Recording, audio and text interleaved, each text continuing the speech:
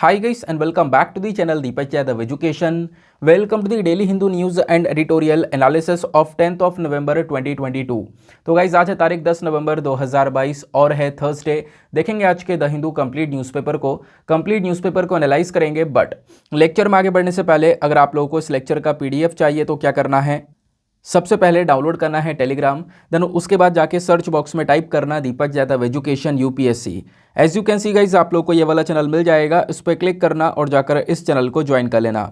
देखो अगर आप लोगों को इस तरीके से ये चैनल नहीं मिलता है तो नीचे डिस्क्रिप्शन बॉक्स में पीडीएफ लिंक के नाम से एक लिंक दिया गया है, जैसे आप उस पर क्लिक करोगे ये चैनल ऑटोमेटिकली ओपन हो जाएगा, इसको जाके ज्वाइन कर लेना। ज्वाइन करने से फ़ायदा क्या होगा, यहाँ पर डेली बेसिस पर लेक्चर का पीडीएफ मिल जाता है, डेली करंट अफेयर के वीडियो का पीडीएफ मिल जाता है और डेली बेसिस पर बहुत सारे डिजिटल नोट्स मिल जाते हैं। नाउ बढ़ते हैं आगे बढ़ने से पहले हमेशा की तरह हम लोग अपने लेक्चर को एक मैप के क्वेश्चन के साथ स्टार्ट करेंगे। तो आज आप सभी लोगों को मैप में जाकर देखना है कायबुल लामजाओ नेशनल पार्क को कहाँ पर है ये एग्जैक्टली लोकेटेड, अच्छे से मैप में देखना। देन उसके बाद आकर नीचे कमेंट सेक्शन में टाइप करना, जिससे कि आप लोग इसको लंबे समय तक याद रख पाओगे। साथ ही साथ एक क्वेश्चन सॉल्व करेंगे जो कि यूपीएससी प्रीवियस ईयर साल 2014 के प्रीलिम्स में पूछा गया था। डेली बेसिस पर हम लोग यहाँ पर एक प्रीवियस ईयर क्वेश्चन को भी सॉल्व करते हैं। क्वेश्चन क्या बोलता है, देखो सुप्रीम कोर्ट के पास में ढेर सारी पावर्स आ जाती हैं, लेकिन मान लो यहाँ पर एक विवाद होता है सेंटर यानी केंद्र सरकार के बीच में और राज्य सरकार के बीच में। तो सेंटर स्टेट्स के बीच में जो भी डिस्प्यूट्स होते हैं, जो भी विवाद होते हैं, उन विवादों को डिसाइड करने की जो पावर है सुप्रीम कोर्ट के पास में, वो कौन से ज्यूरिसडिक्शन के अंडर में आती है ये आपको बताना है। ऑप्शन ए बोलता है advisory jurisdiction, option B appellate jurisdiction, option C original jurisdiction या फिर ऑप्शन डी रिट ज्यूरिसडिक्शन। तो इसका सही आंसर आप सभी को नीचे कमेंट सेक्शन में देना है। एटलीस्ट सभी को इसमें पार्टिसिपेट करना है, जैसे मैं आप लोगों से डेली बेसिस पर बोलता हूं। बाय द वे इसका जो करेक्ट आंसर है वो मैंने आपको टेलीग्राम पर प्रोवाइड करवा दिया है, वहां से भी चेकआउट कर सकते हो। और अगर वहां पर आंसर नहीं मिलता है तो भी कोई परेशान होने की ज़रूरत नहीं है। वीडियो के लास्ट में इसके करेक्ट आंसर का डिस्कशन हम लोग करेंगे। तो चलो शुभारंभ करते हैं और चलते हैं सबसे पहले थंबनेल वाले इंपॉर्टेंट आर्टिकल की तरफ। तो अगर आज आप लोग गूगल पर जाते हो और जाकर सर्च बॉक्स में टाइप करते हो स्पेस मंकी चाइना करके या कुछ भी अगर आप लोग टाइप करते हो इन कीवर्ड्स को, तो आपको ये ढेर सारे आर्टिकल्स देखने को मिल जाएंगे। जैसे कि आप लोग देख पा रहे होंगे कि चाइना की तरफ से इन्फॉर्मेशन आती है कि चाइना बहुत जल्द ही बंदरों को स्पेस के अंदर भेजने वाला है, यानी अंतरिक्ष में भेजेगा, ताकि रिप्रोडक्शन की स्टडी की जा सके। यानी कि जो वो बंदर हैं वो रिप्रोड्यूस कर पाते हैं या नहीं कर पाते हैं, यानी कि अंतरिक्ष में प्रजनन संभव है या नहीं है, उस चीज़ के ऊपर यहाँ पर चाइना एक काम करने वाला है। तो आप लोग देख पा रहे होंगे इंडिया टुडे, लाइवमेंट, आउटलुक, ढेर सारे इसी प्रकार से आर्टिकल्स जो हैं और भी पब्लिश हुए हैं। ये मैंने आपको दिखाया कि हाँ कितनी ज़्यादा चर्चा हो रही है। तो आपने थंबनेल में भी देखा कि जो चीन की स्पेस एजेंसी है वो बंदरों को अंतरिक्ष में भेजने जा रही है। इसका जो मेन मकसद है, जो एम है ना, वो ये पता करना है कि अंतरिक्ष में प्रजनन यानी कि जो रिप्रोडक्शन है, यानी कि एक जो फीमेल मंकी है वो एक दूसरे मंकी को जन्म दे सकती है या नहीं दे सकती है। तो अंतरिक्ष में प्रजनन संभव है या नहीं है, ये बेसिकली यहाँ पे ये मकसद होने वाला है। तो फिलहाल यहाँ पर एजेंसी ने तारीख का तो कोई ऐलान नहीं किया है कि कौन सी तारीख को इसको भेजा जाएगा, बट फिर भी यहाँ पर इस प्रोजेक्ट के बारे में जानकारी जरूर से दे दी गई है। अब होता क्या यहाँ पर, ये कैसे होगा सारा रिप्रोडक्शन, तो देखो मैं आप लोगों को बता दूँ, चाइना ने रिसेंटली अपना स्पेस स्टेशन तैयार कर लिया है। ये न्यूज़ मैंने आपको पढ़ाई भी थी। तो चाइना का जो स्पेस स्टेशन है जिसका नाम है तियांगोंग स्पेस स्टेशन, वो हाल ही में रेडी हो चुका है। तो उसी स्पेस स्टेशन के अंदर में यहाँ पर ये पूरी स्टडी करने के बारे में चर्चा की जा रही है। यानी कि जो बंदर है वो कैप्सूल में रहेंगे और वहीं पर सारे के सारे ट्रायल्स होने वाले हैं। और मैं आपको बता दूं कि इससे पहले चूहे भेजे गए हैं और भी बहुत सारे जानवर भेजे गए हैं स्पेस के अंदर में, ठीक है ना, अलग अलग जानवर भेजे गए। पहले यहाँ पर एनिमल्स के ऊपर ही ट्रायल किया गया है, फिर उसके बाद ही यहाँ पर ह्यूमंस को भेज पाए हैं अंतरिक्ष के अंदर। तो वैसे यहाँ पर अब चाइना जो है ना दुनिया में सबसे ज़्यादा आगे निकलना चाहता है। आगे निकलना चाहता है मतलब कि अभी तक ऐसी कोई भी स्टडी नहीं है कि जो यहाँ पे बता सके, या फिर ऐसा कोई भी यहाँ पर अभी हमारे पास में एविडेंसेस नहीं है जो भी ये भी बता सके कि हाँ अंतरिक्ष में रिप्रोडक्शन हो सकता है, यानी प्रजनन जो है वो संभव है। ऐसी कोई भी चीज़ अभी यहाँ पे हमारे पास में है नहीं। तो नासा ने भले ही यहाँ पर नील आर्मस्ट्रॉन्ग को भेजा होगा और चांद पर सबसे पहला कदम रखने वाले नील आर्मस्ट्रॉन्ग बने होंगे, लेकिन फिर भी चाइना जो है इसी प्रकार से यहाँ पर यूएसए को बीट करना चाहता है। यूएसए को बीट इसलिए करना चाहता है और कैसे करना चाहता है, तो आप ये देखो कि इसलिए ऐसे करना चाहेगा कि जो अंतरिक्ष है, स्पेस है, उसके अंदर यहाँ पर ये रिप्रोडक्शन करवा देगा। और पहले एनिमल्स के अंदर यहाँ पर टेस्टिंग की जाएगी, ट्रायल किया जाएगा, और एनिमल्स के ट्रायल के बाद में ही यहाँ पर ह्यूमंस के ऊपर ये ट्रायल किया जाएगा, यानी कि बाद में हमें पता चल सकेगा कि हाँ ह्यूमंस भी यहाँ पर रिप्रोड्यूस कर पाएंगे या नहीं कर पाएंगे। तो अगर ये काम कोई कर लेता है तो अगेन एक बहुत बड़ा अचीवमेंट होगा वो पूरे उस कंट्री के लिए, पूरे दुनिया भर में, है ना। तो वो चीज़ यहाँ पर चाइना अचीव करना चाहता है। और दूसरी चीज़ देखो, हमारा फोकस ये भी है कि हम अंतरिक्ष यानी स्पेस में एक ह्यूमन कॉलोनी बसाएंगे। तो ह्यूमन कॉलोनी तभी पॉसिबल हो पाएगी जब वहाँ पे रिप्रोडक्शन हो पाएगा। तो उसी को लेकर यहाँ पर आगे स्टडीज़ कंडक्ट की जाएंगी। अभी कोई डेट नहीं आई है, लेकिन फिर भी इस इन्फॉर्मेशन के, इस प्रोजेक्ट के बारे में चर्चा हो चुकी है, चाइना बता चुका है। तो वो आने वाला समय बताएगा कि ये किस प्रकार से पॉसिबल हो पाएगा। हालांकि पहले भी ट्राई किया है अलग अलग जानवरों के ऊपर, तो वो इतना पॉसिबल हो नहीं पाया है, ठीक है ना। तो ये बात इस आर्टिकल के अंदर आपको देखने को मिल जाती है। आगे आते हैं। नाउ नेक्स्ट आर्टिकल बहुत ज़्यादा इंपॉर्टेंट है, इसको आप लोग जीएस पेपर नंबर 3 कंजर्वेशन से भी लिंक कर पाओगे, हमारे जीएस पेपर नंबर 2 के अंदर भी हेल्प करेगा और जीएस पेपर नंबर 1 के अंदर भी हेल्प करेगा। तो आर्टिकल क्या बोलता है? आर्टिकल बात करता है पश्मीना शॉल्स के बारे में, यानी कि आपको पता होगा कश्मीर के अंदर एक शॉल है वो बहुत फेमस है, पश्मीना शॉल। तो अभी यहाँ पर क्या हुआ, पश्मीना शॉल को लेकर एक बहुत बड़ी प्रॉब्लम आ रही है। एक समय पर पश्मीना शॉल को बनाने के बाद में उसका एक्सपोर्ट बहुत ज़्यादा हुआ करता था, लेकिन आज के समय पर वो एक्सपोर्ट बहुत ज़्यादा कम हो चुका है ना। यानी कि मैं क्या बोल रहा हूँ, इस वर्ड पर ध्यान देना। यानी आज से लगभग 5-6 साल पहले एक्सपोर्ट बहुत ज़्यादा हुआ करता था, लेकिन अभी एक्सपोर्ट काफ़ी कम हो चुका है। उसके पीछे के जो रीज़न्स हैं ना, वो सुन के आप थोड़े से दंग रह जाओगे। वो रीज़न क्या है, इसको समझाते हैं यहाँ पे। तो जो भी व्यापारी आपको देखने को मिलते हैं पश्मीना शॉल्स के, वो कंप्लेन ये कर रहे हैं कि सर देखो, पश्मीना शॉल को आगे एक्सपोर्ट करने से पहले एक टेस्टिंग होती है, ठीक है ना, कि वो पश्मीना शॉल ही है, यानी कि पश्मीना वाले वूल से जो गोट आती है ना, जो गोट मिलती है, पाई जाती है कश्मीर के अंदर, लद्दाख के अंदर, उस गोट से यहाँ पे वो वूल को निकाला जाता है। मैं भी आपको उस गोट के बारे में बताऊंगा। तो ऊन वहीं से मिलता है, उसी से पश्मीना शॉल को बनाया जाता है, ठीक है ना। तो बोला यह जाता है कि देखो, पश्मीना शॉल को आगे एक्सपोर्ट करने से पहले उसकी प्रॉपर टेस्टिंग वगैरह की जाती है कि वाकई में वो उस गोट से वूल लिया गया है या नहीं लिया गया है। लेकिन बोला यह गया कि सर ये जो टेस्टिंग हो रही है, इसमें बहुत पुराने तरीके के मेथड्स का इस्तेमाल किया जा रहा है, यानी कि ओल्ड टेक्निक्स का यूज़ किया जा रहा है। और उस ओल्ड टेक्निक की वजह से ही जो एक्सपोर्ट है लोगों का रुका हुआ है, जो व्यापारी हैं उनको बहुत ज़्यादा घाटा हो रहा है। कैसे, मैं आपको समझाता हूँ। तो जब भी यहाँ पर इसकी टेस्टिंग होती है ना, तो टेस्टिंग में इन्होंने क्या किया, एक आप कह सकते हो पुराना मेथड इस्तेमाल करते हैं ये लोग, और पुराने मेथड में यानी कि जो लाइट माइक्रोस्कोपी मेथड है वो यहाँ पर यूज़ किया जा रहा है। और उस मेथड से हो क्या रहा है कि जब पश्मीना शॉल की टेस्टिंग की जा रही है, तो पता ये चलता है कि यहाँ पर पश्मीना शॉल के अंदर ये पश्मीना वूल का इस्तेमाल ना होकर शाहतूश गार्ड हेयर का इस्तेमाल किया गया है। क्या चीज़? शाहतूश गार्ड हेयर का इस्तेमाल किया गया है। अब ये शाहतूश गार्ड हेयर क्या है? ये भी बेसिकली यहाँ पर एक वूल है जो कहाँ से मिलता है हम लोग को, तिब्बतन एंटीलोप से, यानी कि ये भी अगेन लद्दाख वाले रीजन में आपको एक जानवर देखने को मिलता है, एंटीलोप, वो वहाँ पर पाया जाता है, ठीक है ना। तो उससे भी यहाँ पर ये वाला वूल मिलता है। तो बोला गया कि टेस्टिंग के समय पर हो क्या रहा है, ये पुरानी तरीके की टेस्टिंग की जा रही है, पुराने मेथड इनके पास में, नई कोई भी यहाँ पर मशीनरी है ही नहीं। तो पुराने मेथड से जब टेस्टिंग करते हैं तो वो ये दिखाता है कि पश्मीना शॉल की बजाय ये एंटीलोप का हेयर का इस्तेमाल किया गया है। और ये जो एंटीलोप है ना, तिब्बतन एंटीलोप, ये वो एंटीलोप है जो कि अगेन मैं आपको बता दूं कि इसकी संख्या बहुत खतरे में है, और ये एक तरीके से एंडेंजर्ड कैटेगरी में है। और अगर इसकी संख्या खतरे में है, एंडेंजर्ड कैटेगरी में है, इसको साइट्स वाले कैटेगरी के अंदर इस अपेंडिक्स में रख रखा है, तो फिर इसके हेयर से, इसके बाल से जो भी सामान बन रहा है ना, उसका व्यापार करना भी बैन है पूरी तरह से, ठीक है। उस आइटम को भी बैन कर रखा है। तो इसी वजह से जब ये टेस्टिंग होती है तो पश्मीना शॉल की जगह वो जो टेस्टिंग है पुराने वाले मेथड से होती है, और उसकी बजाय वो एंटीलोप का हेयर दिखाता है। और उस एंटीलोप के हेयर को वो देखते ही क्या करते हैं, उस एक्सपोर्ट को रोक देते हैं। आगे यहाँ पर उन पश्मीना शॉल का व्यापार हो नहीं पाता। यही प्रॉब्लम बहुत लंबे समय से जो ट्रेडर्स हैं, व्यापारी हैं, वो फेस कर रहे हैं, ऐसा आर्टिकल के अंदर मेंशन किया जा रहा है। ट्रेडर्स ने क्लेम किया है कि सर बहुत पुराने तरीके के मेथड्स का इस्तेमाल किया जा रहा है, जिससे कि बहुत सारी गलत चीज़ें निकल कर आती हैं, रॉन्गफुल प्रोसिक्यूशंस हो रहे हैं। पश्मीना जो है ना, पश्मीना वाला, ये पश्मीना बेसिकली कहाँ से पाया जाता है, एक मतलब पहाड़ों में पाई जाने वाला गोट है एक, जिसका नाम है कैप्रा हर्कस। कैप्रा हर्कस इसका एक साइंटिफिक नेम है। ये जो बकरी है ना, ये कहाँ पे पाई जाती है, कहाँ पर, तिब्बत के चांगथांग प्लेट्यू में और लद्दाख के कुछ रीजन में पाई जाती है। तो वहीं से ये पश्मीना शॉल को बनाया जाता है ना, इनके ऊन से ही पश्मीना शॉल को बनाया जाता है। लेकिन दूसरी तरफ जो शाहतूश है, शाहतूश को जब आप लोग देखोगे ना, तो ये बेसिकली एक तिब्बतन एंटीलोप है। तिब्बतन एंटीलोप यानी कि तिब्बत, मतलब आप कह सकते हो कि तिब्बत में तो पाया जाता है, उसके बाद लद्दाख वाले रीजन में, कश्मीर वाले रीजन में एक एंटीलोप देखने को मिलता है जिसको हम लोग चीरू के नाम से भी जानते हैं। तो चीरू एक ऐसी स्पीशी, एक ऐसी प्रजाति है जो कि अगेन तिब्बत में पाई जाती है, चांगथांग प्लेट्यू में पाई जाती है। लेकिन होता यहाँ पर यह है कि तिब्बत, जो ये तिब्बतन एंटीलोप है ना, इसके अंदर से भी वूल को बनाया जाता है।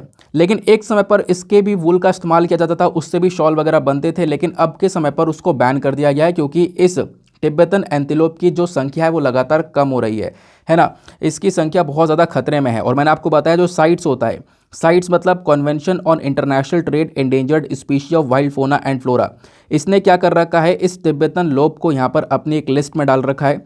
और वहाँ पर मेंशन ये किया जाता है कि इसी की वजह से जो तिब्बतन एंटीलोप से जो भी हम लोगों का सामान बनता है, यानी कि इसके वूल से, इसके ऊन से यहाँ पे मान लो जो शॉल वगैरह बनाएगा या कोई भी आइटम बनाया गया है, तो उसके ट्रेड के ऊपर पूरी तरह से बैन लगा हुआ है। तो दैट इज़ वाई यहाँ पर जो ट्रेडर्स है पश्मीना शॉल वाले, वो अपना पश्मीना शॉल को भी एक्सपोर्ट नहीं कर पाते। और मैं आपको बता दूँ, पश्मीना शॉल जो है ना, ये बेसिकली ऑल्टरनेटिव है शाहतूश का। शाहतूश का ऑल्टरनेटिव है। शाहतूश जो कि तिब्बतन एंटीलोप से मिलता है, पश्मीना जो कि यहाँ पर एक गोट से मिलता है जिसका नाम है कैप्रा हार्कस। ठीक है ना, ये बात आपको यहाँ पर ध्यान में रखनी है। बोला यह जाता है कि जब ऐसा हुआ, जब ये जो इनके पास में पुराना मेथड है चेक करने का, उस मेथड में ये लोग यहाँ पर पता लगाते हैं कि ये पश्मीना शॉल है या नहीं है, तो इसमें यहाँ पे बहुत मिस्टेक होती है इस मेथड में। और इसी पुरानी टेक्निक के अंदर होता यह है कि वो जो मेथड है उसकी वजह से वो लोग देख पाते हैं कि उसमें एंटीलोप के हेयर का इस्तेमाल किया गया है, तो उसको आगे एक्सपोर्ट नहीं करने देते। जबकि यहाँ पर एक ट्रेडर ने, एक व्यापारी ने क्या किया, उन्होंने बोला कि भाई डीएनए टेस्ट कर लो ना, एक बार यहाँ पर डीएनए टेस्ट कर लो, उसके बाद सब कुछ क्लियर हो जाएगा। लेकिन वो अपील भी रिजेक्ट कर दी गई। तो उसीलिए यहाँ पर हम लोग देख पा रहे हैं पिछले कुछ समय में, यानी आज से लगभग 7 साल पहले 750 करोड़ रुपए का एक्सपोर्ट किया था पश्मीना शॉल का। लेकिन अब इस साल यहाँ पर क्या हो गया है, वो जो एक्सपोर्ट है वो 100 करोड़ से भी कम का हो गया है, क्योंकि ये जो टेक्निक है इसका एक गलत उपयोग हो रहा है और यहाँ पे रॉन्गफुल अंडरस्टैंडिंग आपको देखने को मिल जाती है। ठीक है ना, आई होप आपको ये पूरा का पूरा इशू क्लियर हुआ। तो इस आर्टिकल से बहुत सारे प्रश्न आपसे बन सकते हैं। एक तो पश्मीना शॉल के बारे में नंबर 1 पॉइंट आपको सारी बातें पता होनी चाहिए। दूसरा यहाँ पर तिब्बतन एंटीलोप के बारे में पता होना चाहिए। तीसरा पॉइंट यहाँ पर जो गोट है ना, उसके बारे में आपको पता होना चाहिए जिससे पश्मीना वूल का इस्तेमाल किया जाता है। चलो, ये तीनों चीज़ें अगर आप लोग सर्च करने बैठोगे काफ़ी टाइम लग जाएगा, मैं आपको यहाँ पर ये सारी चीज़ें बता देता हूँ। ये आर्टिकल आपको जीएस पेपर नंबर 1, 2, 3, जैसे मैंने आपको बताया, हर एक जीएस पेपर में ये हेल्प करने वाला है। पश्मीना की बात करें तो पश्मीना बेसिकली एक प्रकार का कश्मीरी वूल है ना, एक ऊन है जो कि कश्मीर में पाया जाता है और इससे बहुत सारे अलग अलग आइटम्स बनाए जाते हैं जो कि विंटर्स में लोगों को गर्म रखने में हेल्प करते हैं। नाउ ये जो ऊन है ना, ये अलग अलग ब्रीड से लिया जाता है, यानी कि कश्मीर के अंदर जो भी गोट पाई जाती हैं, खासकर आप देखोगे अलग अलग प्रकार की गोट्स पाई जाती हैं। चांगथांगी हो गया, कश्मीरी पश्मीना गोट हो गया, ये सब कहाँ पाई जाती हैं, तिब्बत के अंदर चांगथांग प्लेट्यू के अंदर, और लद्दाख के कुछ रीजन से पाई जाती हैं, हिमाचल प्रदेश के अंदर भी कुछ रीजन्स में पाई जाती हैं। तो इन्हीं वाली ब्रीड से, इन्हीं गोट की ब्रीड से इस पश्मीना वूल को निकाला जाता है। ठीक है ना, अक्सर यहाँ पर शॉल्स बनाए जाते हैं इन पश्मीना वूल के, आपने काफ़ी बार सुना भी होगा ना। ये जो शॉल्स है ना, ये हाथ से बुने हुए होते हैं और बहुत ज़्यादा अच्छे होते हैं, मतलब बहुत ज़्यादा गर्म होते हैं, ऐसा यहाँ पर बोला जाता है। अब होता क्या है कि जो ट्रेडिशनल प्रोड्यूसर हैं, यानी कि जो पश्मीना वूल को प्रोड्यूस करते हैं ना, वो लोग यहाँ पर चांगपा नाम से कहलाते हैं, चांगपा। ठीक है ना, तो ध्यान रखना ये बात भी।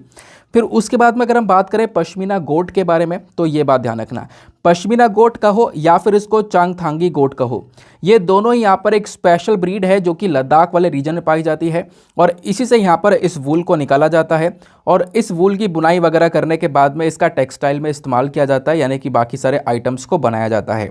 नाउ ये जो गोट देखने को मिलती हैं ना, ये तो खासकर आपको वहाँ पर आप कह सकते हो पाली जाती हैं, जो भी वहाँ की नोमैडिक कम्युनिटीज़ हैं। मैंने आपको बताया उस रीजन में जो चांगपा कम्युनिटी रह रही है लद्दाख वाले रीजन में, वही लोग यहाँ पर इस गोट को पालते हैं।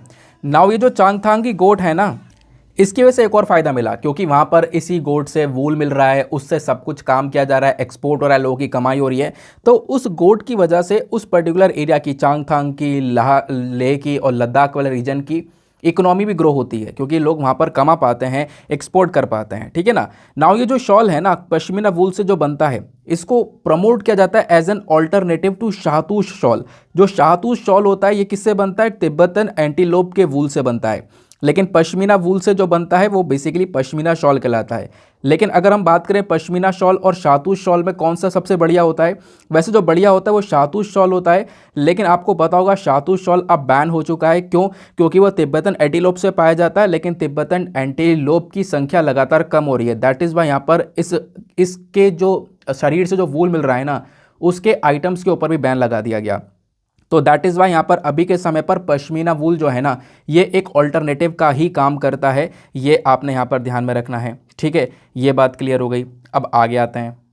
ये आपको जो गोट दिख रही है ना, यही है पश्मीना गोट, जो कि आपको पिक्चर में नज़र आ रही है। इतने सारे यहाँ पर इसके ऊपर हेयर होते हैं, इसी के अंदर से इसकी बॉडी से यहाँ पर इस हेयर से ही वूल बनाया जाता है। आगे आते हैं। फिर उसके बाद में तिब्बतन एंटीलोप के बारे में बात कर लेते हैं। तिब्बतन एंटीलोप कुछ इस प्रकार से ये दिखता है जैसा कि आपको ये पिक्चर में नज़र आ रहा है।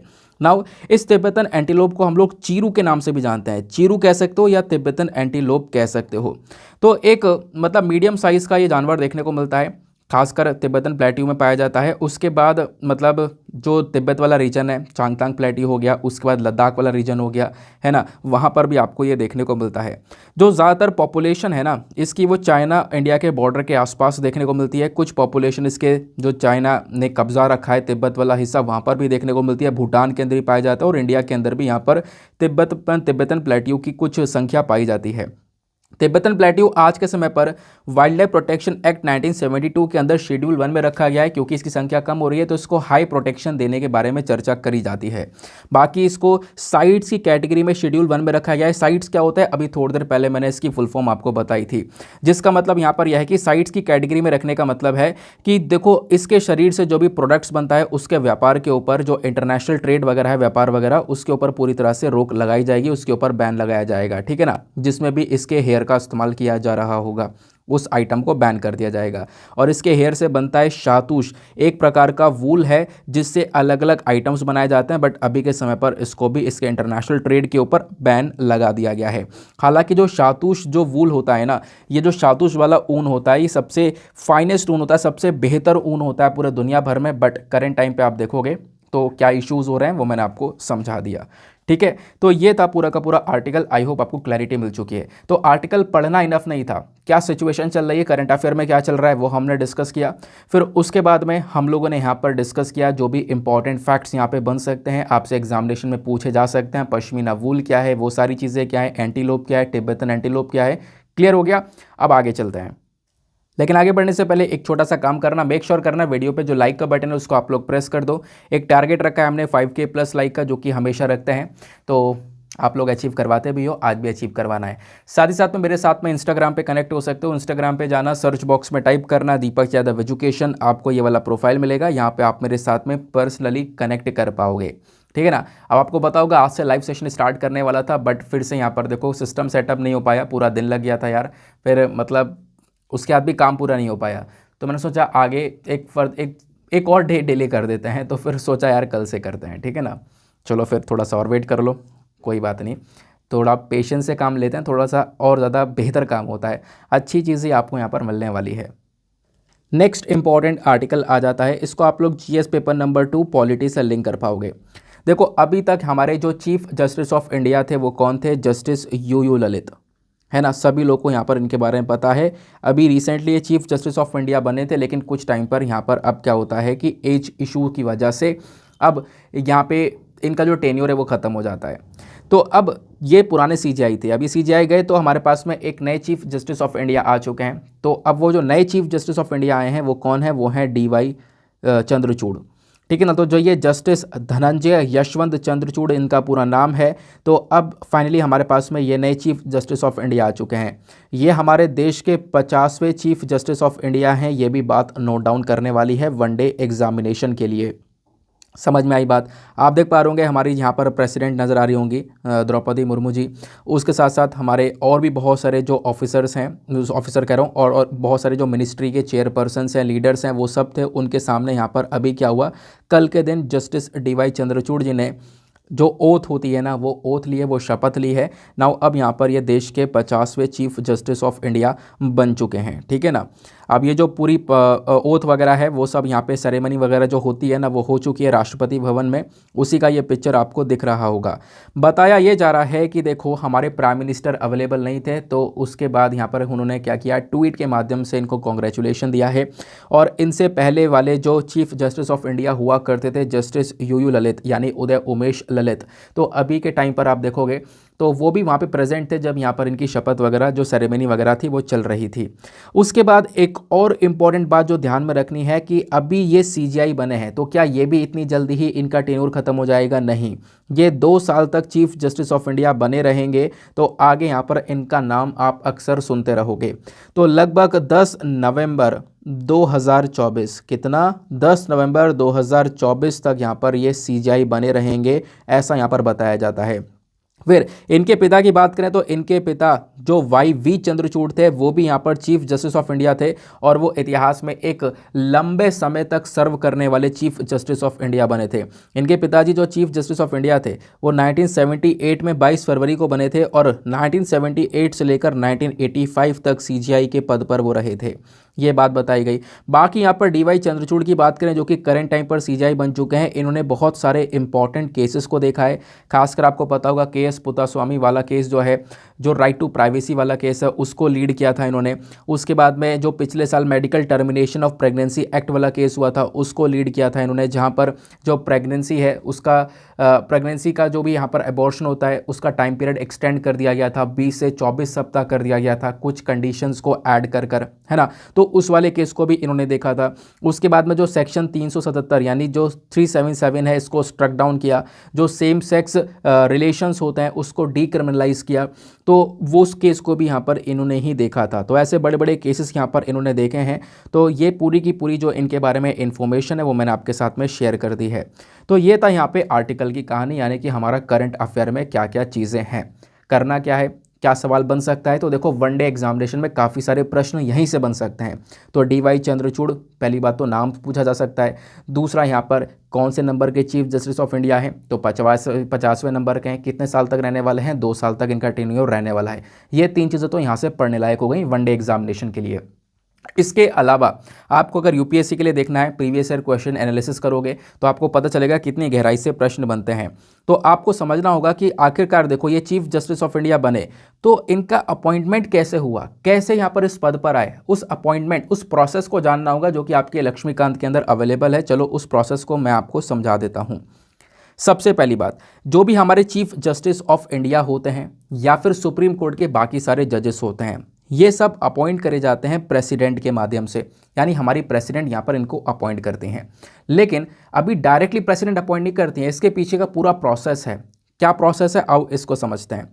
देखो सपोज यहाँ पर डीवाई चंद्रचूड़ ये आज के समय पर एक नए हमारे सीजीआई बन चुके हैं। तो आखिरकार बने कैसे, तो इसमें अलग अलग पॉइंट्स आपको देखने होंगे। सबसे पहला पॉइंट हुआ क्या होगा, तो पहली चीज़ ये होनी चाहिए अपॉइंटमेंट के समय पर कि इनसे पहले वाले जो सीजीआई थे यानी कि जस्टिस यू ललित, उन्होंने भी यहाँ पर बताया होगा कि देखो मेरे बाद में जो सीजीआई बनना चाहिए वो जस्टिस डीवाई चंद्रचूड़ जी को बनना चाहिए, यानी कि उनका जो रिकमेंडेशन है वो भी बहुत इंपॉर्टेंट होता है। तो चीफ जस्टिस ऑफ इंडिया के अपॉइंटमेंट में नंबर 1 पॉइंट कि जो पहले वाले चीफ जस्टिस ऑफ इंडिया हैं उनका रिकमेंडेशन बहुत इंपॉर्टेंट होता है, ये आपको क्लियर हो गया।